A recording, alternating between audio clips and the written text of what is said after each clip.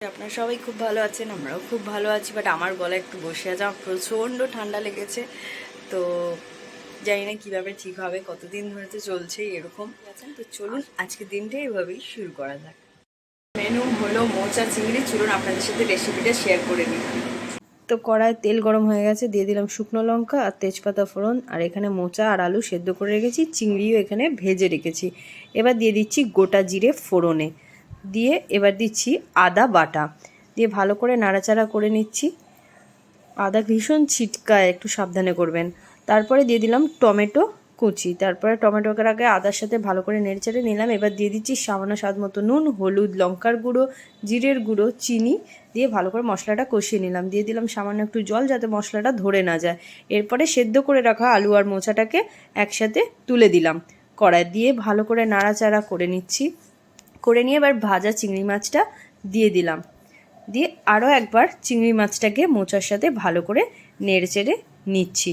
আমি একটু গরম জল করেই তরকারিতে দিয়েছিলাম, বাট সেই ক্লিপটা নেওয়া হয়নি। যাই হোক, তো এবার মোটামুটি দেখতেই পাচ্ছেন হালকা জল ছেড়ে দিয়েছে। এবার দিয়ে দিলাম গোটা গরম মশলা একটু থেতো করে, আর দিয়ে দিলাম একটুখানি ঘি, দিয়ে ভালো করে নাড়াচাড়া করে নিচ্ছি। আর সাথে ছিল কদবেল মাখা, কদবেলটাকে ভালো করে ফাটিয়ে নিচ্ছি। একটু শক্তই ছিল বেশ, তো যাই হোক, কদবেলটা ফাটিয়ে নেওয়ার পর এবার এটাকে ভালো করে মাখতে হবে। তো কাঁচা লঙ্কা দিয়ে দিলাম স্বাদ মতো নুন,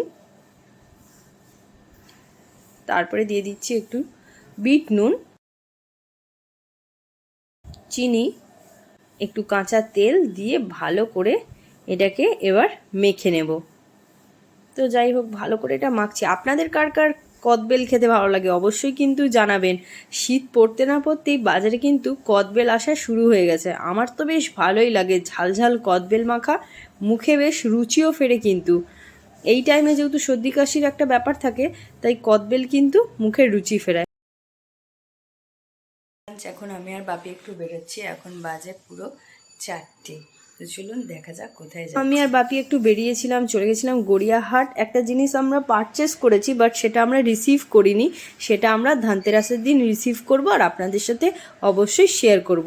তারপর সন্ধ্যেবেলা অ্যাজ ইউজুয়াল আমি চলে গেছিলাম কুদঘাটে ওকে আনতে। তো যদি ব্লগটা ভালো লেগে থাকে, like, comment and subscribe. Thank you for watching.